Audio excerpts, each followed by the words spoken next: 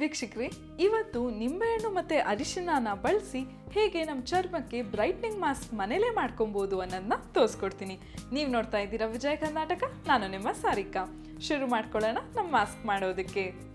ವೀಕ್ಷಕರೇ, ಈ skin brightening mask ಮಾಡ್ಕೊಳ್ಳೋದು ತುಂಬಾ ಸುಲಭ ಮತ್ತು ನಮಗೆ ಬೇಕಾಗಿರೋದು ಜಸ್ಟ್ 3 ಐಟಮ್ಮು. ಬನ್ನಿ ಅದು ಏನಿಲ್ಲ ಅಂತ ನೋಡೋಣ. ಮೊದಲನೇದಾಗಿ ಅರಿಶಿನ ತಗೊಂಡಿದ್ದೀನಿ 1 ಸ್ಪೂನಷ್ಟು. ಆಮೇಲೆ ನಿಂಬೆಹಣ್ಣು ತೊಗೊಂಡಿದ್ದೀನಿ, ಅರ್ಧ ಕಡಿ ಇದ್ದರೆ ಸಾಕು. ನೆಕ್ಸ್ಟು ಜೇನುತುಪ್ಪ ತೊಗೊಂಡಿದ್ದೀನಿ, ಅದು 1ರಿಂದ 2 ಸ್ಪೂನಷ್ಟು ತೊಗೊಂಡ್ರೆ ಸಾಕು.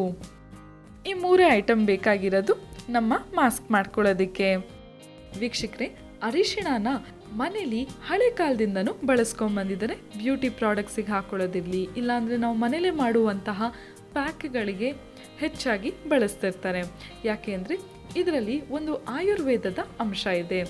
ಅದು ಚರ್ಮನ ಬ್ರೈಟಾಗಿ ಕಾಣೋದಕ್ಕೆ ಸಹಾಯ ಮಾಡುತ್ತೆ. ಆಮೇಲೆ ಮುಖದಲ್ಲಿ ಏನೇ ಕಪ್ಪು ಚುಕ್ಕಿ ಇದ್ರೂ ಅದನ್ನು ಕೂಡ ಗುಣಪಡಿಸೋದಕ್ಕೆ ಸಹಾಯ ಮಾಡುತ್ತೆ. ಹಾಗಾಗಿ ಎಲ್ಲರೂ ಮದುವೆ ಫಂಕ್ಷನ್ಗೆ ಹೋಗೋಕ್ಕೂ ಮುನ್ನ ಅರಿಶಿಣ ಬಳಸಿ ಏನಾದರೂ ಪ್ಯಾಕ್ನ ಮಾಡ್ಕೊಳ್ತಾನೆ ಇರ್ತಾರೆ. ಇವಾಗ ಈ ಅರಿಶಿಣಗೆ ನಿಂಬೆಹಣ್ಣಿನ ರಸ ಹಾಕೊಳ್ಳೋಣ. ನಿಂಬೆಹಣ್ಣು ಬಳಸೋದ್ರಿಂದ ಚರ್ಮನ ಬ್ರೈಟಾಗಿ ಕಾಣಿಸೋದ್ರ ಜೊತೆಗೆ ಗ್ಲೋ ಆಗು ಕಾಣಿಸೋದಕ್ಕೆ ಸಹಾಯ ಮಾಡುತ್ತೆ. ಯಾಕೆಂದರೆ ಇದರಲ್ಲಿ ವಿಟಮಿನ್ ಸಿ ಹೆಚ್ಚಾಗಿದೆ. ಆಮೇಲೆ ಸಿಟ್ರಿಕ್ ಆಮ್ಲನೂ ಕೂಡ ಜಾಸ್ತಿ ಇದೆ. ಇನ್ನೊಂದು ವಿಷಯ ಏನು ಅಂತ ಹೇಳಿದ್ರೆ, ನಿಂಬೆಹಣ್ಣು ಬಳಸೋದ್ರಿಂದ ನಮ್ಮ ಚರ್ಮದಲ್ಲಿ ಏನೇ ಬ್ಯಾಕ್ಟೀರಿಯಾ ಇದ್ರೂ ಅದನ್ನೆಲ್ಲ ಕೊಲ್ಲುತ್ತೆ. ಆಮೇಲೆ ಮೊಡವೆಗಳು ಬಾರದೇ ಇರೋ ಹಾಗೆ ಕಾಪಾಡುತ್ತೆ. ಯಾಕೆಂದರೆ ಇದರಲ್ಲಿ ಆಂಟಿ ಬ್ಯಾಕ್ಟೀರಿಯಲ್ ಪ್ರಾಪರ್ಟಿ ಹೆಚ್ಚಾಗಿದೆ. ನೆಕ್ಸ್ಟು ಜೇನುತುಪ್ಪನ ಹಾಕೊಳ್ಳೋಣ. ಜೇನುತುಪ್ಪ ಹಾಕೋದ್ರಿಂದ ಚರ್ಮ ಏನಾದರೂ ಡಲ್ ಆಗಿದ್ರೆ ಅದಕ್ಕೆ ಜೀವ ತುಂಬುತ್ತೆ.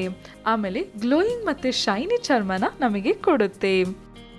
ಜಸ್ಟ್ ಈ 3 ಇಂಗ್ರೀಡಿಯೆಂಟಲ್ಲಿ ಎಷ್ಟು ಸುಲಭವಾಗಿ ಪ್ಯಾಕ್ ಮಾಡ್ಕೊಬೋದಲ್ವಾ ವೀಕ್ಷಕರೇ. ನೋಡಿ, ಪ್ಯಾಕ್ ಆಗಲೇ ರೆಡಿ ಆಯಿತು. ಬನ್ನಿ ಇದನ್ನು ಫೇಸಿಗೆ ಅಪ್ಲೈ ಮಾಡ್ಕೊಳ್ಳೋಣ. ಇಡೀ ಫೇಸಿಗೆ ಅಪ್ಲೈ ಮಾಡ್ಕೊಂಡಾದ್ಮೇಲೆ 5 ನಿಮಿಷ ಬಿಡಿ ಸಾಕು. ಆಮೇಲೆ ನಿಮ್ಮ ಫೇಸ್ ವಾಶ್ ಮಾಡ್ಕೊಂಬರ್ಬೋದು.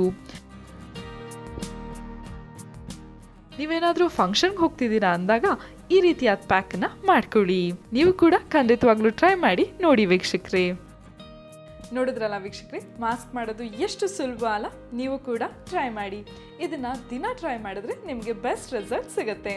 ಈ ವಿಡಿಯೋ ಇಷ್ಟ ಆದಲ್ಲಿ ಲೈಕ್ ಮಾಡಿ, ಕಮೆಂಟ್ ಮಾಡಿ, ಶೇರ್ ಮಾಡಿ. ಇನ್ನು ವಿಜಯ ಕರ್ನಾಟಕ ಚಾನೆಲ್ನ ಸಬ್ಸ್ಕ್ರೈಬ್ ಮಾಡಿಲ್ಲ ಅಂದರೆ ಸಬ್ಸ್ಕ್ರೈಬ್ ಮಾಡೋದಕ್ಕೆ ಮರಿಬೇಡಿ. ಮುಂದಿನ ಸಂಚಿಕೆಯಲ್ಲಿ ಇನ್ನೊಂದು ಟಿಪ್ಸ್ ಬಗ್ಗೆ ತಿಳಿಸ್ಕೊಡ್ತೀನಿ.